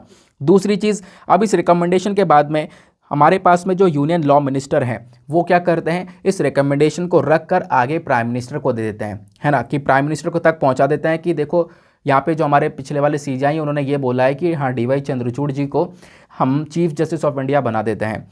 तो हमारे लॉ मिनिस्टर ने क्या किया, ये बात पहुँचा दी प्राइम मिनिस्टर को, प्राइम मिनिस्टर को रिकमेंड कर दिया। अब प्राइम मिनिस्टर क्या करेंगे, वो एडवाइस देंगे प्रेसिडेंट को कि हाँ ये बनाना चाहिए या नहीं बनाना चाहिए, तो वो एडवाइस देंगे प्रेसिडेंट को। फिर फाइनली जो प्रेसिडेंट है ना वो यहाँ पर साइन कर कर अपॉइंट कर देंगे हमारे चीफ जस्टिस ऑफ इंडिया को। तो ये प्रोसेस होता है चीफ जस्टिस ऑफ इंडिया के अपॉइंटमेंट का। सिंपल हो गया, क्लियर हो गया, हमेशा याद रखोगे। अब आते हैं हम लोग एक और पॉइंट के ऊपर। हमने सीजीआई के बारे में जान ही लिया है, अब साथ ही साथ हम लोग ये भी हाथों हाथ कवर कर लेते हैं कि सुप्रीम कोर्ट के जो बाकी सारे जजेस होते हैं उनका अपॉइंटमेंट कैसे होता है। चलो ये भी आपको बता देता हूँ। अब जैसे आपने देखा कि यहाँ पर जो सीजीआई का अपॉइंटमेंट होता है ना, इसमें पहले वाले सीजीआई का रिकमेंडेशन होना इंपॉर्टेंट है। वैसे यहाँ पर सुप्रीम कोर्ट के बाकी सारे जजेस को जब अपॉइंटमेंट किया जाता है ना, तो उसमें एक चीज़ इंपॉर्टेंट होती है। वो क्या है? वो आपको देखने को मिलता है कॉलेजियम सिस्टम। आपने कॉलेजियम सिस्टम के बारे में सुना होगा। कॉलेजियम सिस्टम जो कि बेसिकली 5 जजेस का एक ग्रुप होता है ना। अब वो 5 जजेस के अंदर एक जज तो होते हैं हमारे खुद सीजीआई, जो कि इस ग्रुप को हेड कर रहे होते हैं। बाकी 4 सीनियर मोस्ट जजेस होते हैं। ये 5 लोग आपस में बैठते हैं, डिस्कशन करते हैं, बातचीत करते हैं, और बातचीत करने के बाद में इनको जो सही लगेगा उसको यहाँ पर वो सुप्रीम कोर्ट का जज बनाएंगे। तो सपोज यहाँ पर इन्होंने किसी का नाम चूज कर लिया कि हाँ भाई ये सुप्रीम कोर्ट का जज बनना चाहिए, तो क्या होगा, ये आगे यहाँ पर इसको रिकमेंड करेंगे लॉ मिनिस्टर को, लॉ मिनिस्टर आगे रिकमेंड करेंगे हमारे प्राइम मिनिस्टर को, प्राइम मिनिस्टर एडवाइस देंगे हमारे प्रेसिडेंट को, और प्रेसिडेंट फाइनली यहाँ पर सुप्रीम कोर्ट के जजेस को अपॉइंट कर लेंगे। यानी जैसा प्रोसेस सीजीआई के में था, वैसा ही प्रोसेस आपको सुप्रीम कोर्ट के जजेस का भी देखने को मिलेगा। बट डिफरेंस ये है कि ऊपर वाले में सीजीआई में पुराने वाले चीफ जस्टिस ऑफ इंडिया थे, लेकिन अभी के समय पर जब हम लोग बात करते हैं बाकी सारे सुप्रीम कोर्ट के जजेस की, तो यहाँ पर कॉलेजियम सिस्टम का होना इंपॉर्टेंट है। ठीक है ना, तो ये पॉइंट आपको ध्यान में रखना है। क्लियर हो गया? तो सिंपल सी बात थी। आगे चलते हैं हम लोग अब आगे नेक्स्ट आर्टिकल पर। नेक्स्ट आर्टिकल बहुत ज़्यादा इंपॉर्टेंट है, इसको आप लोग जीएस पेपर नंबर 3 एनवायरमेंट से लिंक कर पाओगे। देखो, बात की जाती है ग्राउंड वाटर की। ग्राउंड वाटर जो कि ज़मीन के अंदर प्रेजेंट पानी है, इसका एक्सट्रैक्शन हम लोग बहुत ज़्यादा करते हैं। यानी कि ज़मीन से पानी को निकाला जाता है, उससे हम लोग खेती के अंदर जो भी होती है सिंचाई वगैरह होती है उसको भी करते हैं, तो उस पानी का उपयोग बहुत ज़्यादा होता है। पिछले कुछ सालों में जो ग्राउंड वाटर है वो बहुत ज़्यादा निकाला गया है ज़मीन के अंदर से, है ना, बहुत ज़्यादा एक्सट्रैक्ट किया गया है। इसको लेकर भारत की आलोचना भी इंटरनेशनल लेवल पर बहुत ज़्यादा हुई थी कि इंडिया बहुत सारा पानी निकालता है, ग्राउंड वाटर एक्सट्रैक्ट करता है, बहुत सारे इश्यूज़ यहाँ पर देखने को मिले। लेकिन इस साल यहाँ पर एक नई चीज़ हो चुकी है। एक स्टडी ने ये बताया कि सर इस साल अगर हम लोग बात करें तो जो ग्राउंड वाटर का एक्सट्रैक्शन है वो सबसे कम हुआ है। पिछले 18 सालों में इतना कम ग्राउंड वाटर एक्सट्रैक्ट नहीं किया गया जितना इस साल किया गया। ऐसी यहाँ पर एक स्टडी निकल कर आई है। मतलब अब की बार ज़मीन से पानी थोड़ा सा कम निकाला गया है अगर हम पिछले 18 सालों में देखें तो। अब वो कैसे, आओ हम लोग इसको थोड़ा सा डिटेल में लेकर चलते हैं। तो ग्राउंड वाटर एक्सट्रैक्शन पिछले 18 सालों में सबसे कम देखने को मिला इस साल। कल ये स्टडी पब्लिश करी गई है और इस स्टडी के अंदर बताया ये जाता है कि सर साल 2022 में सपोज यहाँ पर हमारे जो पूरा देश है, पूरा एंटायर कंट्री है, यहाँ पे ग्राउंड वाटर यानी ज़मीन के अंदर कितना पानी अवेलेबल है, 437.6 बिलियन क्यूबिक मीटर्स। ठीक है ना, ये एनुअल ग्राउंड वाटर है। अब इसमें से कितना एक्सट्रैक्ट किया हम लोगों ने, कितना निकाला, इसमें से जो हम लोगों ने एक्सट्रैक्ट किया है ना वो है केवल और केवल 239.16 बिलियन क्यूबिक मीटर। इतना हम लोगों ने यहाँ पर एक्सट्रैक्ट किया है, ऐसा आर्टिकल में बताया गया। लेकिन ये डेटा कब का, यह है साल 2022 का। ध्यान रखना 437 में से 239 हम लोगों ने पानी निकाल लिया। लेकिन जब इसको कंपेयर करते हैं सर हम लोग साल 2020 से, तो साल 2020 में 436 बिलियन क्यूबिक मीटर पूरा ग्राउंड वाटर था उस समय पर, उस साल में पूरे देश में, जिसमें से 245 बिलियन क्यूबिक मीटर पानी निकाला गया था। 2020 में आप देखोगे 245 बिलियन क्यूबिक मीटर पानी निकाला गया, जबकि अब की बार 239 केवल। ठीक है ना। फिर उसके बाद में आप देखोगे, ये तो मैंने आपको बताया 2020 का, फिर 2017 को भी देखोगे ना तो उस समय पर भी लगभग 249 बिलियन क्यूबिक मीटर के आसपास पानी को एक्सट्रैक्ट किया गया था। और आखिरी बार आप देखोगे साल 2004 था। क्या साल 2004 था? इस साल यहाँ पर 231 बिलियन क्यूबिक मीटर पानी को निकाला गया था। नहीं तो फिर हर बार 240 के ऊपर ही जा रहा था। लेकिन अब की बार 2004 के बाद से अब की बार ये देखने को मिला कि 239.16 बिलियन क्यूबिक मीटर पानी को हम लोगों ने निकाला है, एक्सट्रैक्ट किया है ग्राउंड से। तो वही यहाँ पर बताया गया कि इस साल हम लोगों ने पानी को बहुत ज़्यादा कम एक्सट्रैक्ट किया है अगर हम पिछले कुछ 18 साल को कंपेयर करें तो। समझ में आई बात? तो ये थी यहाँ पर पूरी की पूरी रिपोर्ट, ये था एक डिटेल सा एनालिसिस। बट क्या इनफ होगा इतना? देखो इनफ तो इतना नहीं है, आपको और भी चीज़ें पढ़ना होगा कि आखिर पिछले 18 सालों में इतने बुरे हालात हुए हैं, ग्राउंड वाटर बहुत ज़्यादा निकाला गया, तो उसके पीछे के कारण क्या थे, क्या होता है ग्राउंड वाटर। ग्राउंड वाटर को टैकल करने के लिए, मतलब इसको वापस से रिचार्ज करने के लिए क्या क्या इनिशिएटिव सरकार ने चलाए हुए हैं। तो ये अलग से कुछ माइनर चीज़ हैं जो कि आपको पता होनी चाहिए। चलो मैं आपको इसके बारे में सारी इन्फॉर्मेशन देता हूँ। स्क्रीन पर आप नीचे की साइड में ये एडिशनल इन्फॉर्मेशन को देख सकते हो। ठीक है ना। तो ग्राउंड वाटर एक्सट्रैक्शन की बात करते हैं। यूनेस्को की एक रिपोर्ट आती है, यूनेस्को की वर्ल्ड वाटर डेवलपमेंट रिपोर्ट है 2018 की। उस रिपोर्ट में यूनेस्को ने यह बोला था कि इंडिया दुनिया में सबसे बड़ा एक्सट्रैक्टर है ग्राउंड वाटर का, सबसे ज़्यादा पानी ज़मीन से हम ही लोग यहाँ पर निकालते हैं। नाउ ये जो ग्राउंड वाटर के अंदर एक्सट्रैक्टर का वर्ड आया ना, इसकी वजह से फिर क्या होता है, दुनिया भर में और भी चर्चा होती है भारत की। बोला यह गया कि अगर हम लोग CGWB के अकॉर्डिंग बात करें, CGWB क्या है, यह है सेंट्रल ग्राउंड वाटर बोर्ड। इसके अकॉर्डिंग बात करें तो इंडिया हर साल 230 billion cubic metre ground water है ना, इससे ज़्यादा ही पानी निकालता है हर साल। मतलब इतना पानी हम लोग निकालते ही निकालते हैं। किस पर्पज़ के लिए? जो एग्रीकल्चर होता है, जो खेती बाड़ी होती है, उसके अंदर सिंचाई करनी पड़ती है, उसके लिए, है ना। तो इसके चक्कर में क्या हो रहा है कि पिछले कुछ समय पर जो ग्राउंड वाटर है वो डिप्लीट हो रहा है, यानी जो पानी है सतह के अंदर वो लगातार कम हो रहा है, ऐसा यहाँ पर बताया गया था पिछली रिपोर्ट के अंदर में। नाउ अगर हम लोग टोटल एस्टिमेशन देखें ग्राउंड वाटर का, यानी कि जो ग्राउंड वाटर लगातार डिप्लीट हो रहा है, जो कम हो रहा है भारत के अंदर में, वो लगभग 122 से लेकर 199 बिलियन क्यूबिक मीटर से ये आप कह सकते हो कि कम होता हुआ नज़र आ रहा है, कमी नज़र आ रही है। लेकिन भारत के अंदर जो इरिगेशन है, मतलब कि मैं आपको बताऊं सबसे बड़ी दिक्कत यहाँ पर क्या है कि इंडिया के अंदर में जो इरिगेशन होता है, यानी कि जो सिंचाई होती है ना, उस सिंचाई के लिए आपको कोई भी क्लियरेंस लेने की आवश्यकता नहीं है।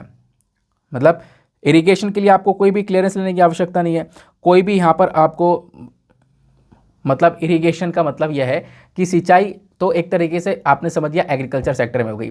दूसरा होता है वेल, यानी कुएं को खोदना। अब क्या होता है, कुएं खोदने के लिए आपको कहीं पर कोई चीज़ें, कोई डॉक्यूमेंट वगैरह लेने पड़ेंगे? कहीं कुछ नहीं लेना पड़ेगा। तो आप यहाँ पर कुआं कहीं पर भी खोद सकते हो, है ना, कोई भी क्लियरेंस आपको नहीं चाहिए होता है। फिर उसके बाद में यहाँ पर बात ये आती है कि देखो आपको कोई भी रिकॉर्ड मेंटेन नहीं करने होते हैं। तो यही यहाँ पर दिक्कत है कि इंडिया के अंदर में कहीं पर कुएं खोदने के लिए आपको कोई क्लियरेंस नहीं चाहिए, तो इसकी वजह से बहुत सारे कुएं खोद दिए जाते हैं।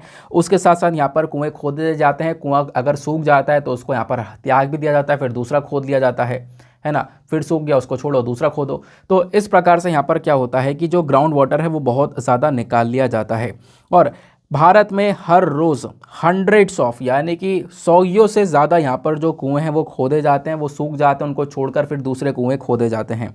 तो ये बेसिकली यहाँ पर एक कारण बन जाता है जिसकी वजह से ग्राउंड वाटर कम हो रहा है। बाकी और भी बहुत सारे कारण हैं ग्राउंड वाटर डिप्लीशन के, जैसे कि सबसे पहली चीज़ जो आपको देखने को मिल जाती है वो है कि ग्रीन रिवॉल्यूशन। देखो हरित क्रांति आई, ग्रीन रिवॉल्यूशन के माध्यम से एक ऐसी फसलों को हम लोगों ने ग्रो करना स्टार्ट किया जो कि वाटर इंटेंसिव थी। वाटर इंटेंसिव मतलब जिनमें पानी की रिक्वायरमेंट बहुत ज़्यादा होती है।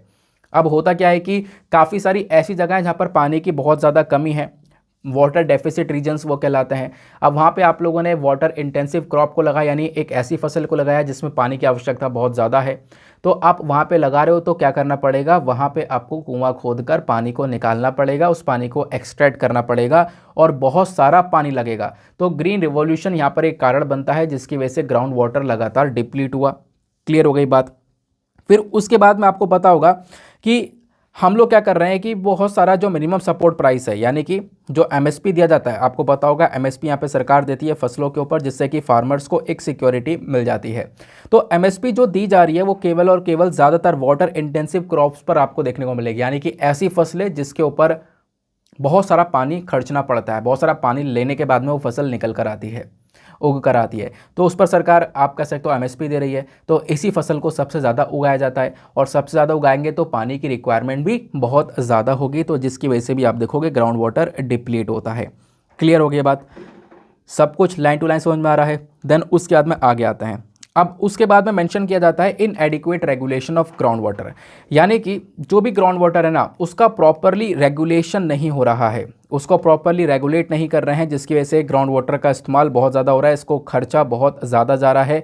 और यहाँ पे आप कह सकते हो ग्राउंड वाटर यूज़ करने पे कोई भी पेनल्टी वगैरह है नहीं, तो आराम से यहाँ पर इसको निकालो और बेहतरीन तरीके से यूज़ करो। तो उसकी वजह से भी आप देखोगे बहुत ज़्यादा यहाँ पर ये डिप्लीट हो रहा है। दूसरा, बहुत सारा पोल्यूशन आज के टाइम पर देखने को मिलता है ना, पेड़ों की कटाई हो रही है, फिर उसके बाद में बहुत सारी इंडस्ट्री से लगातार केमिकल्स निकल रहे हैं, तो अलग अलग पोल्यूशन देखने को मिल रहा है, जिसकी वजह से यहाँ पे आप कह सकते हो जो ग्राउंड वाटर है वो पोल्यूट भी हो रहा है, प्रदूषित भी हो रहा है। अब अगर ग्राउंड वाटर प्रदूषित हो जाता है तो उसका हम लोग सही से उपयोग नहीं कर सकते, तो ये भी आज के टाइम पर ग्राउंड वाटर को नुकसान पहुँच रहा है। क्लियर हो गया। अब बहुत सारे जो इनिशिएटिव्स हैं वो सेंट्रल गवर्नमेंट यानी हमारी केंद्र सरकार ने चलाए हैं ताकि हम लोग ग्राउंड वाटर डिप्लीशन को कंट्रोल कर सके। जो पानी लगातार खत्म हो रहा है उसको थोड़ा सा रोका जा सके। इसके लिए अलग अलग स्टेप्स लिए गए। जैसे पहला स्टेप आपको देखने को मिलेगा वो है जल शक्ति अभियान। तो हमारी भारत सरकार ने जल शक्ति अभियान को लॉन्च किया था साल 2019 में। यहाँ पर मकसद था हमारा कि हम लोग जो ग्राउंड वाटर कंडीशंस है उसको हम लोग इम्प्रूव कर सकें। फिर उसके बाद में हम लोगों ने एक दूसरा इनिशिएटिव चलाया, master plan for artificial recharge to ground water, है ना। यहाँ पर हमने जो ग्राउंड वाटर उसको वापस से रिचार्ज करने के ऊपर एक काम किया था। देन उसके बाद में एक और प्रोग्राम था नेशनल वाटर पॉलिसी, ये 2012 की पॉलिसी देखने को मिलेगी। इस पॉलिसी का मकसद था कि रेन वाटर हार्वेस्टिंग का ज़्यादा इस्तेमाल किया जाए, जो बारिश का पानी है उसको यहाँ पर बचाकर उसका यूज़ हम लोग थोड़ा ज़्यादा करें, पानी को बचाएं, इसके ऊपर थोड़ा सा ये ज़्यादा जोर दिया करता था, ठीक है ना। तो इस प्रकार से काफ़ी सारे इनिशिएटिव्स हैं जो कि यहाँ पर आप कह सकते हो कि ग्राउंड वाटर को प्रोटेक्ट करने के बारे में चर्चा भी करते हैं। क्लियर हो गया। तो ये था हमारा पर्टिकुलर आर्टिकल। इसकी जो बैकग्राउंड इन्फॉर्मेशन मैं आपको दे रहा हूँ, जैसे हर एक आर्टिकल में जो भी मैंने आपको अलग से बताया वो सब आपको पीडीएफ में मिल जाता है। प्रॉब्लम यह है कि वो जो पीडीएफ है उसके साथ साथ आपको एक ऐप भी डाउनलोड करना पड़ेगा जिसका नाम है एडोब एक्रोबैट, ठीक है ना। इस ऐप को डाउनलोड ज़रूर से कर लेना। जैसे आप इस ऐप में इस पीडीएफ को ओपन करोगे आपको ये येलो कलर के सिंबल्स नज़र आएंगे, इस पर आप टैप करोगे तो वो सारी इन्फॉर्मेशन ओपन हो जाती है। लेकिन अब जो थोड़े दिनों बाद आपको पीडीएफ मिलेगा उसमें एडोब एक्रोबैट ओपन करने की आवश्यकता पड़ेगी नहीं, तो वहाँ पर भी आपका आराम से काम हो जाना है, ठीक है। चलो आगे आते हैं अगले आर्टिकल पर। नेक्स्ट आर्टिकल बहुत important, GS paper number 2 polity से आप लिंक कर पाओगे। आर्टिकल के अंदर क्या मेंशन किया जा रहा है कि देखो जो सुप्रीम कोर्ट है, सुप्रीम कोर्ट ये बोलता है कि करप्ट डिस्ट्रॉय द कंट्री। जो करप्शन है, भ्रष्टाचार है, यही हमारे देश को बर्बाद कर रहा है, डिस्ट्रॉय कर रहा है। तो ये बात यहाँ पर सुप्रीम कोर्ट ने बोली है अपनी साइड से। देखो एक पर्टिकुलर केस की सुनवाई हो रही थी, नवलखा केस, है ना। नवलखा केस में यहाँ पर सरकार काफ़ी सारी बातें बोलती है, मैं आपको बताता हूँ। सरकार का यहाँ पर क्लेम यह है कि बहुत सारे यहाँ पर जो जैसे गौतम नवलखा जैसे आदमी जिसके ऊपर केस चला है ना, नवलखा केस, उसके जैसे जो आदमी है ना जिसको अभी यूएपीए के अंदर चार्ज किया गया है, भीमा कोरेगांव केस में यहाँ पर उसका लिंक है, वो उसका माओइस्ट के साथ में, यानी कि जो एक तरीके से नक्सल्स होते हैं उनके साथ में भी इनका लिंक देखने को मिलता है। तो ऐसे लोग यहाँ पर कंट्री को डिस्ट्रॉय करते हैं। इस प्रकार से यहाँ पर सरकार ने अपना पॉइंट ऑफ व्यू रखा था। सुप्रीम कोर्ट इस पॉइंट ऑफ व्यू को सुनते ही ये बोलता है कि सबसे बड़ी बात जो कंट्री को डिस्ट्रॉय कर रहा है वो ऐसे लोग तो हैं ही, उसी के साथ में आप लोग देख पाओगे कंट्री को कौन डिस्ट्रॉय कर रहा है, वो है करप्ट पर्सन। तो ये जो सुप्रीम कोर्ट की बेंच है इसमें यहाँ पर काफ़ी सारे जजेस थे। एक थे के.एम. जोसेफ। के.एम. जोसेफ बोलते हैं सरकार से, हु डिस्ट्रॉय द कंट्री, कौन कर रहा है देश को बर्बाद, बताओ कौन कर रहा है। तो ये बोलते हैं कि वो लोग जो कि करप्ट है, जो कि भ्रष्टाचार के अंदर आपको इन्वॉल्व देखने को मिलेंगे, वही लोग यहाँ पर इस देश को डिस्ट्रॉय करते हुए नज़र आ रहे हैं। इस प्रकार से यहाँ पर ये स्टेटमेंट दिया गया, ठीक है ना। तो ये आप लोग देख पाओगे अलग अलग चीज़ें यहाँ पर मेंशन की जा रही हैं, अलग अलग केस के बारे में इंक्लूजन दिया गया है, बट आपके लिए जो मेन है वो है हेडिंग, ठीक है ना, कि सुप्रीम कोर्ट ने इस प्रकार से यहाँ पर आपसे देखने को मिल जाएगा। क्योंकि आपने देखा होगा प्रश्न अगर मेंस के एनालाइज किए हैं प्रीवियस ईयर के, तो उसमें डायरेक्टली भी मेंशन किया गया है कि एक स्टेटमेंट दे दिया है ना, स्टेटमेंट देने के बाद में उसके ऊपर आपको पूरा का पूरा आंसर लिखना है। तो जैसे मान लो यहाँ पर आपके पास में स्टेटमेंट आ गया कि supreme court said the corrupt destroy the country, फिर उसके बाद में आपसे पूछा गया कि करप्शन का इम्पैक्ट क्या पड़ता है देश के ऊपर, आप लोग क्या क्या लिख सकते हो। मतलब वैसे तो बहुत सारे पॉइंट्स दिमाग में आ जाएंगे, लेकिन जब लिखने बैठते हैं तो नहीं आते यार, ये तो मुझे ही पता है। लेकिन उसके लिए एक अच्छा सोल्यूशन ये होता है कि आपको पहले से ही कंटेंट प्रिपेयर करना होता है। मेंस के लिए क्या करना होता है, आपको बहुत पहले से ही सारा का सारा कंटेंट तैयार करना पड़ता है, क्योंकि वहाँ पर आपको 7 मिनट में आंसर लिखना है, सोचने का समय नहीं मिलता, सर उठाने का समय नहीं मिलता। तो आपने वहाँ पर आंसर डिटेल से जब लिखना है ना, तो आपको लिए आपको पहले से यहाँ पर कंटेंट प्रिपेयर करना होता है, यानी कि जो युद्ध है उसकी तैयारी आपको बहुत पहले से करनी पड़ेगी। चलो मैं आपको फिर भी बता देता हूँ इसके बारे में। करप्शन को लेकर कुछ डेटा है मेरे पास में, वो मैं आपको बता देता हूँ, क्योंकि एक एडिटोरियल आया था जिसके जो मेजर पॉइंट्स हैं वो मैंने यहाँ पर लिख लिए थे, तो वो कलेक्शन में रहता है यार, तो उसी चीज़ को यहाँ पर मैं वापस से आपको दिखा देता हूँ। करप्शन की बात करें तो करप्शन आखिरकार है क्या। देखो करप्शन बेसिकली किसी भी पर्सन का एक डिसऑनेस्ट बिहेवियर है, या फिर वो मान लो किसी मेन पावर के अंदर में है, उसके हाथ में किसी मिनिस्ट्री की पावर है, या फिर कोई भी यहाँ पर सरकारी एजेंसी है उसकी पावर है, कहीं पर भी वो पावर में आ रहा है ना, तो उसका एक गलत बिहेवियर, एक डिसऑनेस्ट बिहेवियर जो है ना, वही बेसिकली करप्शन कहलाता है। वो अपनी पावर का गलत इस्तेमाल करता है। अब गलत इस्तेमाल कैसे करता है कि देखो बहुत सारी जो ब्राइब्स हैं, जो घूस है, वो एक्सेप्ट कर सकता है। मान लो कि उसने कोई काम, मतलब कोई बड़े पद पर है, उसने कोई काम पास करवाना है, कोई प्रोजेक्ट पास करवाना है, तो प्रोजेक्ट वो पास करवाने के लिए पहले घूस ले रहा है, अलग से पहले ब्राइब ले रहा है, या फिर कोई इनअप्रोप्रिएट गिफ्ट ले रहा है ना, तो या फिर उनके साथ में डबल डीलिंग कर रहा है, उसके बाद में उनका काम करवा रहा है। तो इससे देश का मान लो कोई एक प्रोजेक्ट लगना है, उस प्रोजेक्ट को क्लियरेंस भी नहीं मिल रहा है जल्दी। अब क्लियरेंस जल्दी नहीं मिलेगा तो उसका देश का डेवलपमेंट भी रुका पड़ा है। उसके साथ साथ में वो जो व्यक्ति है जो कि यहाँ पर उस प्रोजेक्ट को क्लियर करने वाला है, वो यहाँ पर घूस भी मांग रहा है।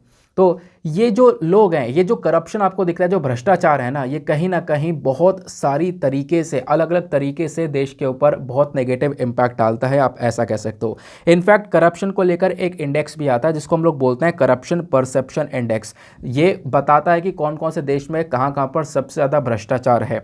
तो ये इस इंडेक्स के अंदर 2021 का इंडेक्स देखें तो इंडिया की रैंक बहुत डाउन थी। 180 देशों में लगभग यहाँ पर 85 के आसपास आपको देखने को मिल जाती है ये इंडिया की रैंक थी करप्शन के मामले में। अब बात यह आती है कि जो करप्शन है इसका इम्पैक्ट क्या हो सकता है। देखो, इसका इम्पैक्ट बहुत नेगेटिव हो सकता है, खासकर लोगों के ऊपर और जो पब्लिक लाइफ है उसके ऊपर भी। सबसे पहली चीज़ क्या होगी, जैसे कि मान लो जो क्वालिटी ऑफ सर्विस है वो तो ख़त्म ही हो जाएगी। होता यहाँ पर यह है कि मान लो कोई भी सिस्टम है, अगर उसके अंदर करप्शन है तो वो जो करप्शन हो रहा है, वो भ्रष्टाचार हो रहा है ना, वो क्वालिटी ऑफ सर्विस को ख़त्म कर देता है। आपको सर्विस जो मिलेगी वो बहुत बेकार मिलेगी। आप अलग से घूस दोगे, ब्राइब दोगे, उसके बाद ही वो क्वालिटी ऑफ सर्विस देने का काम करेगा। तो lack of quality in services आपको देखने को मिलेगी। अगर आप क्वालिटी मांगते हो तो आपको उसके बदले में पेमेंट अलग से करनी पड़ेगी, यानी घूस देनी पड़ेगी। तो वो चीज़ों का एक नेगेटिव इंपैक्ट पड़ता है। और ये ऐसा हम लोग देखते हैं म्यूनिसिपैलिटी के अंदर, electricity distribution of relief fund के अंदर में ऐसा काम देखने को मिलता है, यहाँ पर करप्शन नज़र आता है। फिर दूसरा यहाँ पर करप्शन, देखो करप्शन कहीं पर भी हो सकता है। करप्शन ऐसे भी हो सकता है, गवर्नमेंट बॉडीज़ के अंदर भी हो सकता है, जुडिशरी के अंदर भी हो सकता है। और सपोज़ यहाँ पर अगर जुडिशरी सिस्टम के अंदर करप्शन हो जाए, तो जुडिशरी सिस्टम के अंदर अगर जो करप्शन होता है ना, तो इससे यहाँ पर लोगों को प्रॉपर जस्टिस नहीं मिल पाएगा। तो इसके चक्कर में इम्प्रॉपर जस्टिस वाली सिचुएशन आ जाएगी। जो विक्टिम होगा, जो पीड़ित होगा, उसको बहुत ज़्यादा सफ़र करना पड़ेगा। ठीक है ना। तो ये बात आप कह सकते हो। इवन यहाँ पर जो एविडेंसेस होते हैं, जो सबूत होते हैं, वो ख़त्म भी किए जा सकते हैं इस पैसे की मदद से, इस करप्शन की मदद से।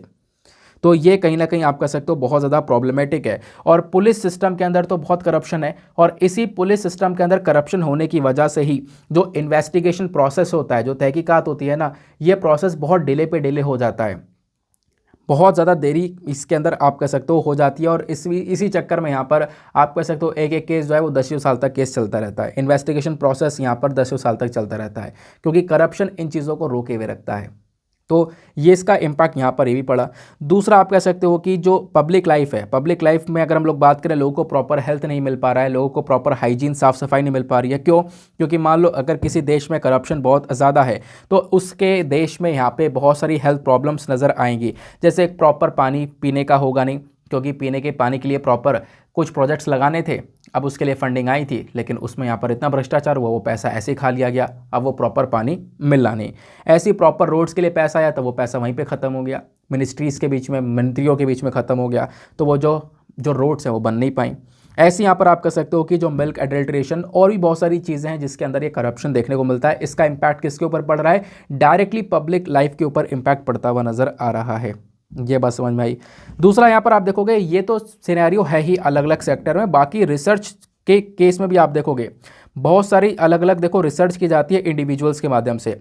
अब जब रिसर्चर्स होते हैं, बड़े बड़े रिसर्च सेंटर होते हैं, वहाँ पे सरकार की साइड से पैसा आता है, लेकिन उस फंडिंग को भी यहाँ पे जो करप्ट ऑफिसर है वो खा लेते हैं, जिसकी वजह से प्रॉपर रिसर्च देश के अंदर हो नहीं पाती है हर एक चीज़ों के ऊपर। तो ये भी बेसिकली यहाँ पर आप कह सकते हो एक नेगेटिव इम्पैक्ट की तरह हम लोग देख सकते हैं। फिर उसके बाद मेंशन किया a decrease in foreign investment, यानी कि करप्शन का जो इम्पैक्ट है वो पब्लिक लाइफ के ऊपर कैसे पड़ा वो मैंने आपको बताया। अब उसके बाद इकोनॉमी के ऊपर, यानी कि किसी भी अर्थव्यवस्था के ऊपर भी एक नेगेटिव इम्पैक्ट पड़ता है। वो नेगेटिव इम्पैक्ट कैसे पड़ता है इसको समझना।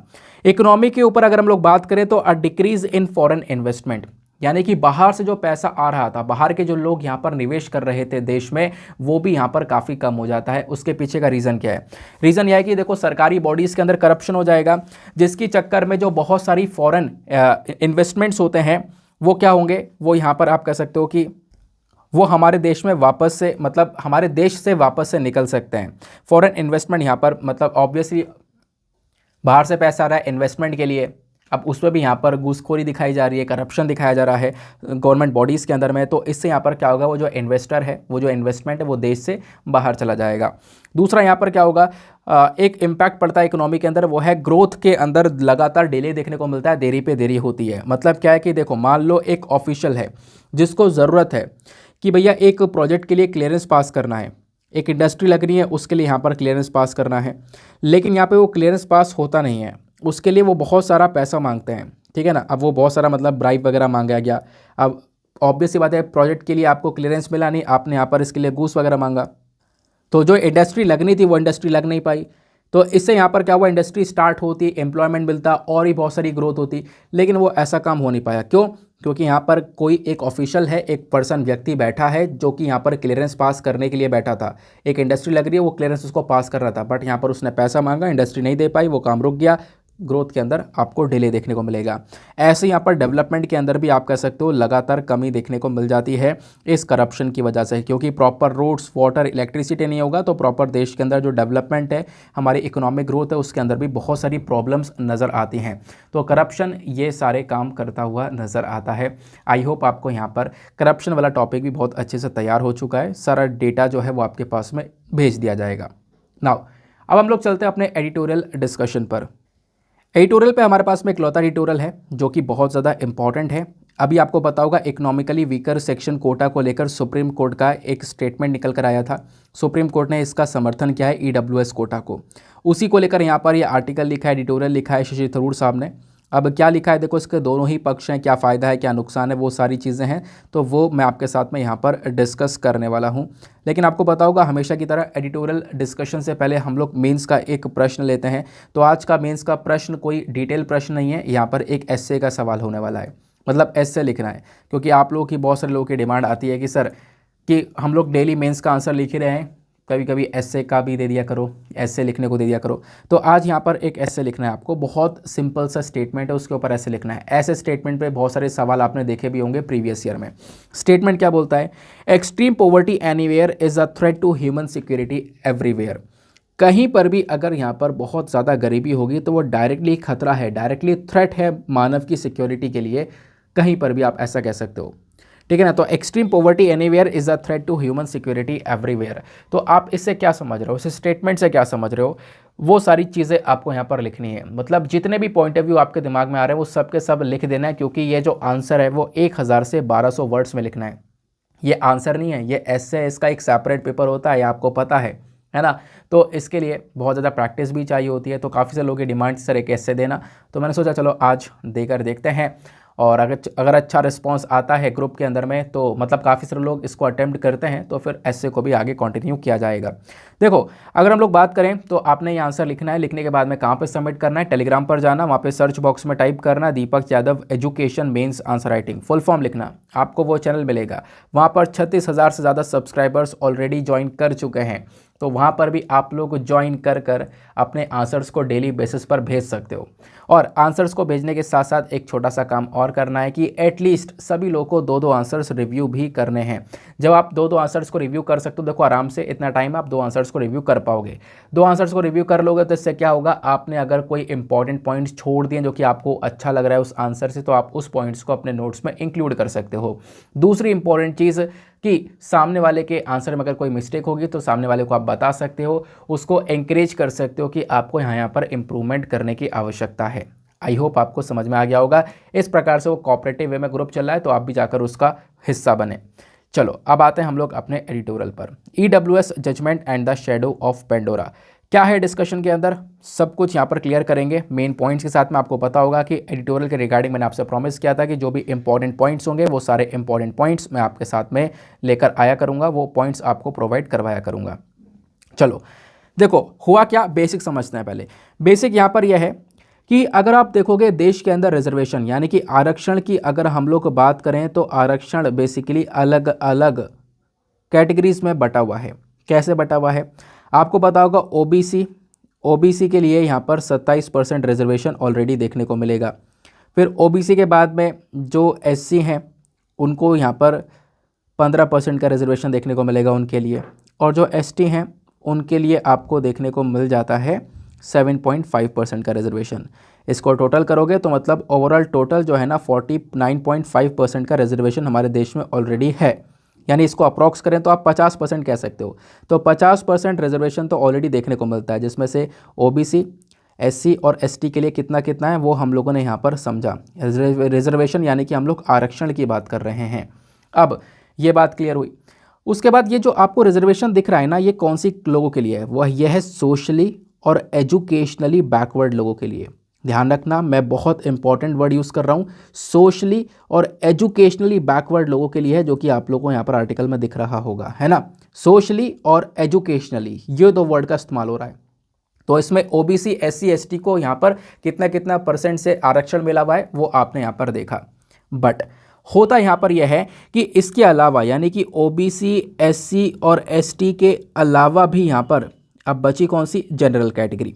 तो जो जनरल कैटेगरी है ना, इन जनरल कैटेगरी वाले लोगों में बहुत सारे लोग ऐसे हैं जिनकी आर्थिक स्थिति यानी कि उनकी जो इकोनॉमिक कंडीशन है वो ज़्यादा बेहतर नहीं है ना। तो उनकी अगर इकोनॉमिक कंडीशन ज़्यादा बेहतर नहीं है, इकोनॉमिक बैकवर्डनेस उनके अंदर देखने को मिल रहा है, तो उस इकोनॉमिक बैकवर्डनेस के बेसिस के ऊपर, उसके आधार पर होता क्या है कि साल 2019 में 103वां 103rd कॉन्स्टिट्यूशनल अमेंडमेंट एक्ट किया जाता है।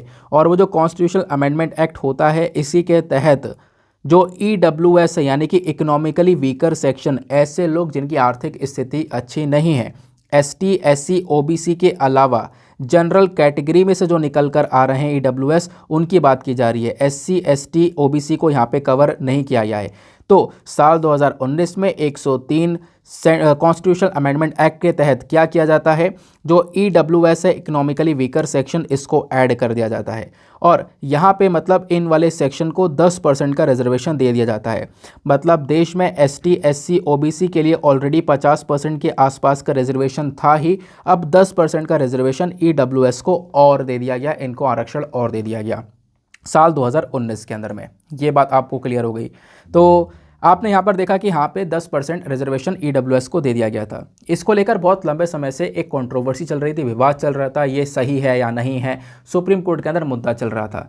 रिसेंटली क्या होता है, सुप्रीम कोर्ट ने यहाँ पर इस मुद्दे को सुनवाई करी इसकी, और सुनवाई करने के बाद में क्या बोला कि जो भी यहाँ पर ये पूरा का पूरा ईडब्ल्यूएस का जो मतलब पूरा कंट्रोवर्सी है ना, इसमें यहाँ पर सुप्रीम कोर्ट ने मेंशन किया कि इकोनॉमिकली वीकर सेक्शन के लिए जो कोटा लेकर आया गया है वो बिल्कुल सही है।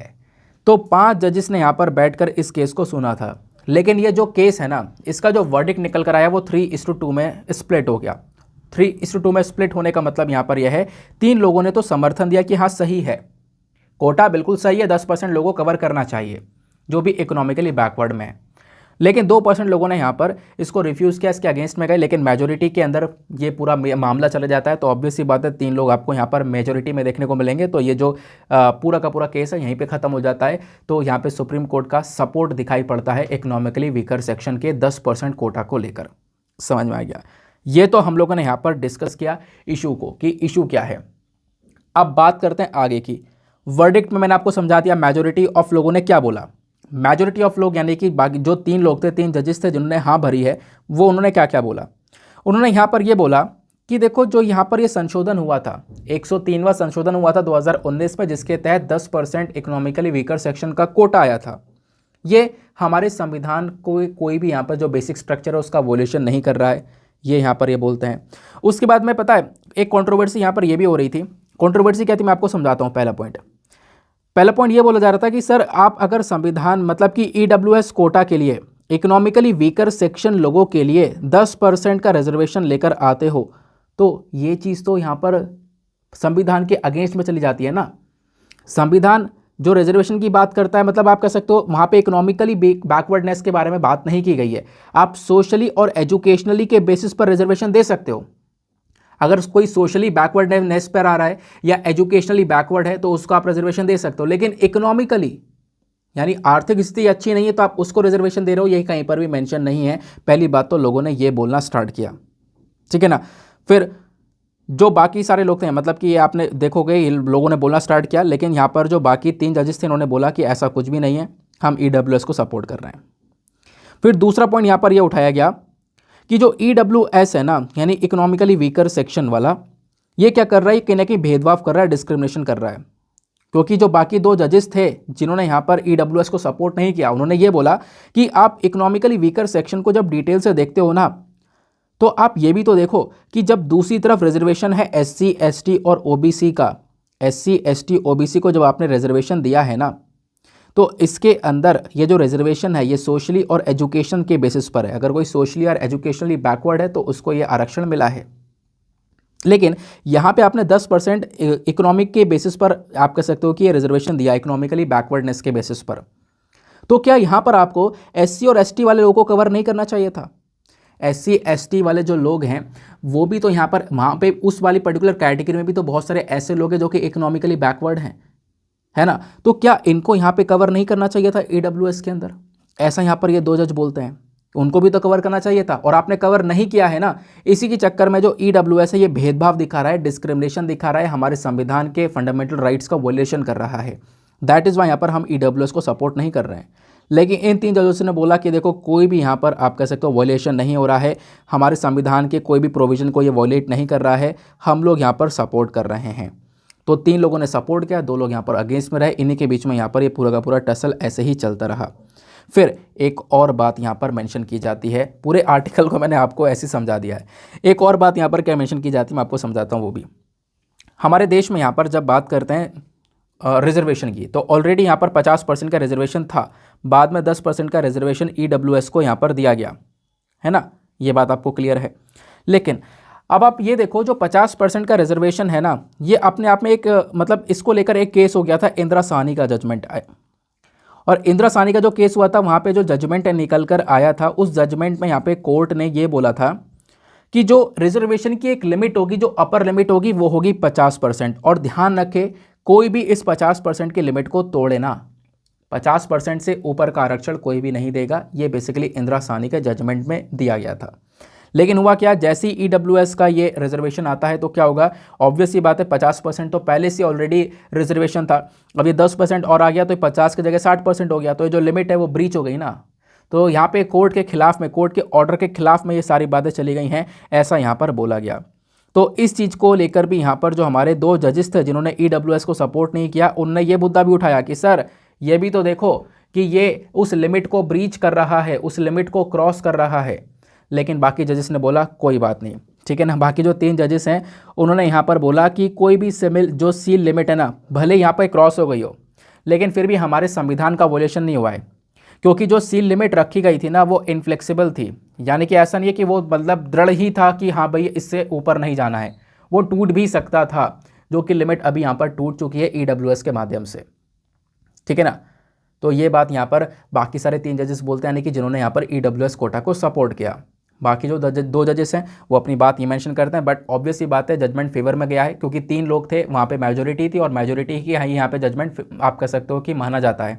तो वो जजमेंट यहाँ पर माना गया और ईडब्ल्यूएस को यहाँ पर सुप्रीम कोर्ट ने सपोर्ट किया, ठीक है ना। तो जो भी पॉइंट्स थे मैंने आपको ऑलरेडी बता दिए कि उन दो जजेस ने क्या बोला कि भाई SC ST OBC जो लोग हैं ना, तो आप इनमें भी आप देखो ना, इकोनॉमी के बेसिस पर आप ईडब्ल्यूएस को रिजर्वेशन दे रहे हो तो इन लोगों को भी कवर करना चाहिए। आप इन लोगों को कवर नहीं कर रहे हो तो मतलब यहाँ पर भेदभाव हो रहा है, डिस्क्रिमिनेशन हो रहा है। तो इस प्रकार से यहाँ पे जो जजेस ने बोला था वो मैंने आपको बातें बताई, फिर उसके बाद में मैंने आपको यहाँ पे जो दूसरा पक्ष है उसकी बातें बताई।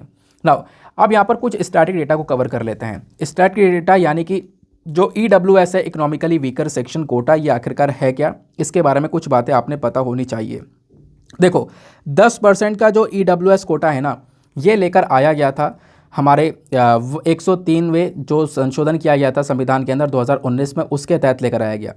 इसमें हम लोगों ने आर्टिकल 15 और 16 को अमेंड किया था, नहीं आर्टिकल 15 और 16 के अंदर बदलाव किया। बदलाव क्या किया, आर्टिकल 15 के अंदर हम लोगों ने क्लॉज 6 को ऐड कर दिया था और आर्टिकल 16 के अंदर क्लॉज 6 को ऐड कर दिया था।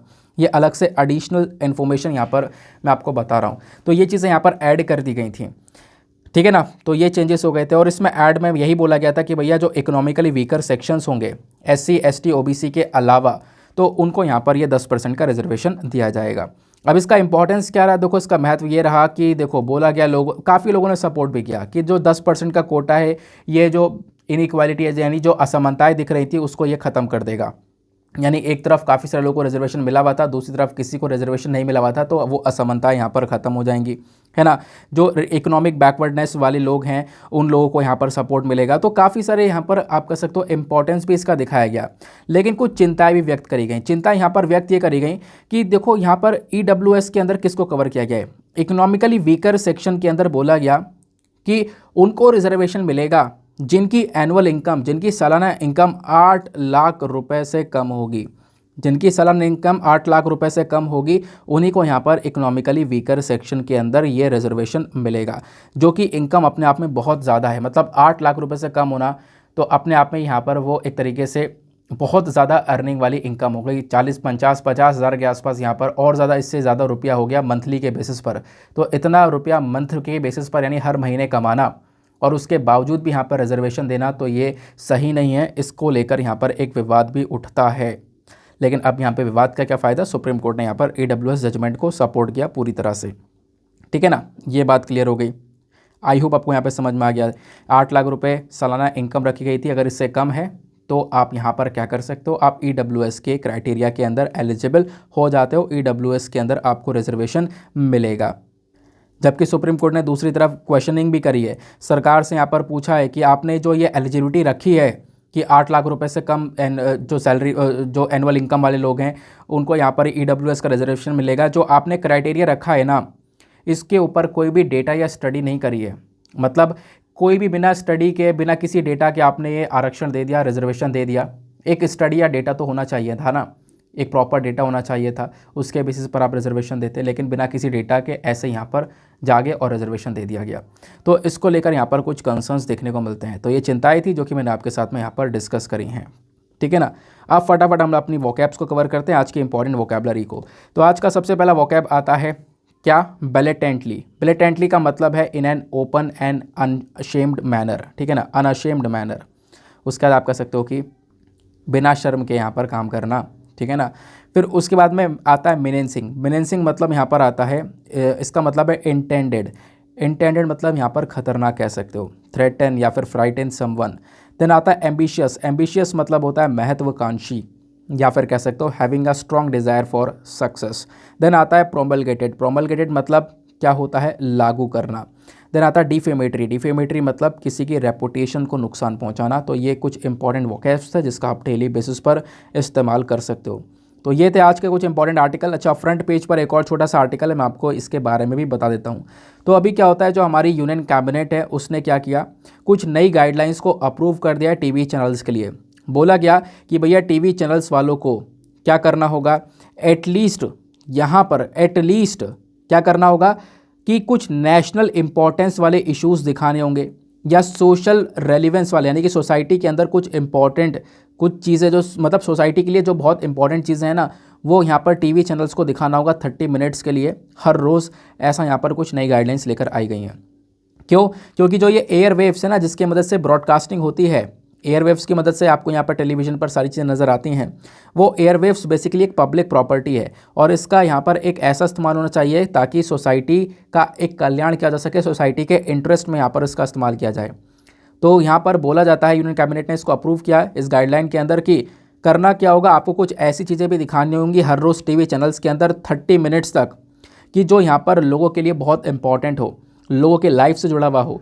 जैसे यहाँ पर कुछ थीम दिए गए हैं, वो थीम्स क्या हैं, एजुकेशनल कंटेंट हो सकता है, आप पढ़ाई लिखाई के बारे में चीज़ों को स्प्रेड कर सकते हो, या फिर एग्रीकल्चर से संबंधित, रूरल डेवलपमेंट से, हेल्थ और फैमिली वेलफेयर से, साइंस एंड टेक से, welfare of women, welfare of weaker section, फिर उसके बाद में protection of environment, cultural heritage, national integration. इस प्रकार की चीज़ें आप दिखा सकते हो, कैसे हम अपने एनवायरनमेंट को प्रोटेक्ट करें, है ना, हमारे कल्चरल हेरिटेज के बारे में, वेमेन का वेलफेयर के बारे में, साइंस एंड टेक्नोलॉजी के बारे में। तो ये चीज़ें यहाँ पर आपको दिखानी होंगी हर रोज़ 30 मिनट्स के लिए, जो कि सोसाइटी के लिए बहुत इंपॉर्टेंट होने वाली हैं। ये बात यहाँ पर यूनियन कैबिनेट ने मैंशन करी है।